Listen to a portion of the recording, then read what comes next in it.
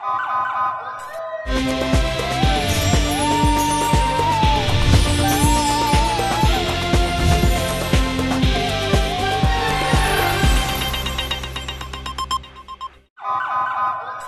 پہلے نظر ڈالتے ہیں اب تک کی بلیٹن کی۔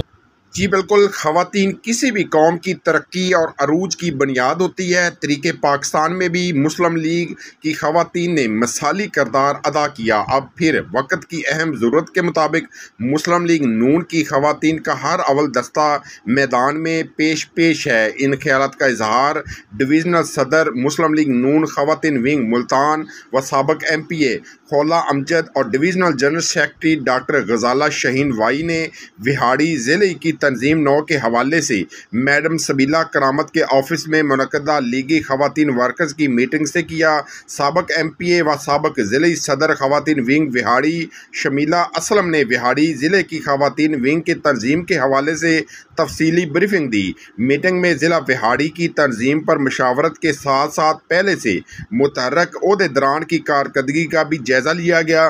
ضلعی سیکرٹری انفارمیشن مسلم لیگ نون خانیوال غلام شبیر ساکی نے کہا کہ مادر ملت فاطمہ سے لے کر مادر جمہوریت مرحومہ و مغفورہ کلثوم نواز اور اب دختر ملت مریم نواز شریف تک سب نے قوم کی بیٹیاں ہونے کا حق ادا کیا ہے۔ ہمیں اپنی خواتین پر فخر ہے۔